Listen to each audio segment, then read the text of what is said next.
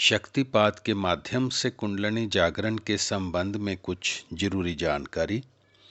प्राय देखा जाता है कि साधकों में राग, द्वेष, घृणा, ईर्ष्या आदि दोष सामान्य व्यक्तियों की अपेक्षा भी कहीं अधिक ही होते हैं। फिर उनमें से प्रेम भाव कैसे तथा कब प्रकट होगा, कब वे सच्चे प्रेमी बन पाएंगे।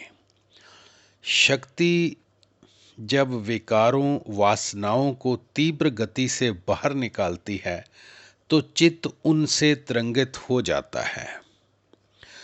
चाहिए तो ये कि अपने मन को उन तरंगों से प्रभावित ना होने दिया जाए, किंतु सामान्यतः ये साधक के लिए कठिन हो जाता है, जिससे ये तरंगें मन के पश्चात उनके व्यवहार को भी प्रभावित कर जाती हैं।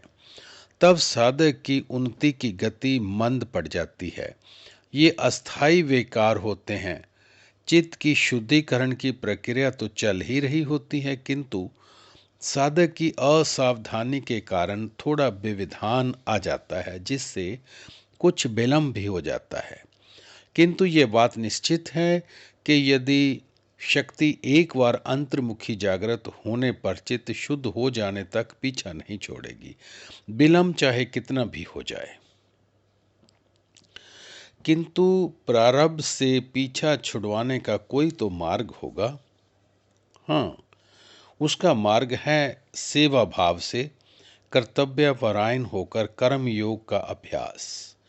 कर्म योग ही सभी साधनाओं, उपासनाओं का आरंभ है। कर्म योग अध्यात्म का द्वार है। कर्म फल भोग कर प्रारब्ध को समाप्त कर देने की तर्कपूर्ण युक्ति है। उसके बिना न यम नियम ही सिद्ध होते हैं, न प्रत्याहार की अवस्था उदय होती है, ना ही धारणा ध्यान के योग्य मन विकसित हो पाता है। किंतु कर्म योग का अभ्यास इतना आसान नहीं है। सच पूछा जाए तो साधन यात्रा का कठिनतम भाग है, क्योंकि जगत को छोड़ना तथा अध्यात्म को अपनाना सरल नहीं है।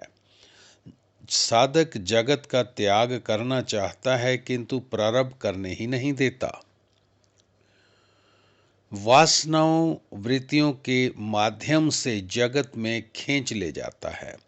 जगत तथा अध्यात्म में कर्म योग एक युद्ध के समान है, जिसमें साधक की विजय श्री तभी सुनिश्चित होनी है जब वह युद्ध के दाव पेच से भली भांति अवगत हो, धैर्य या उत्साह से सुसज्जित होकर तथा गिरकर भी संभल जाने की कला में पारंगत हो।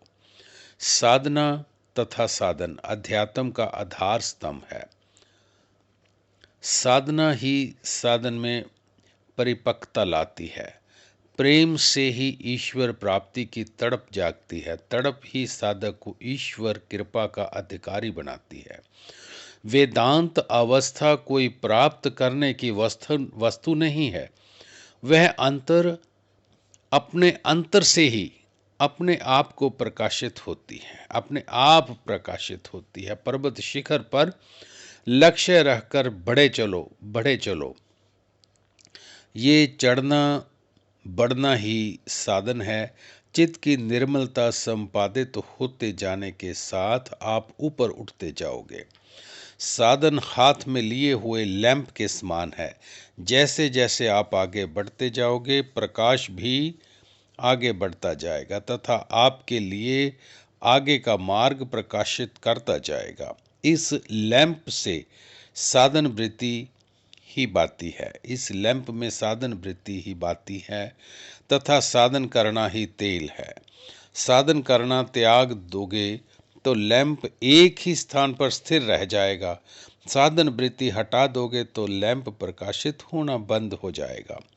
यदि इसे हाथ में लेकर चल दोगे तो आगे का मार्ग दिखाएगा।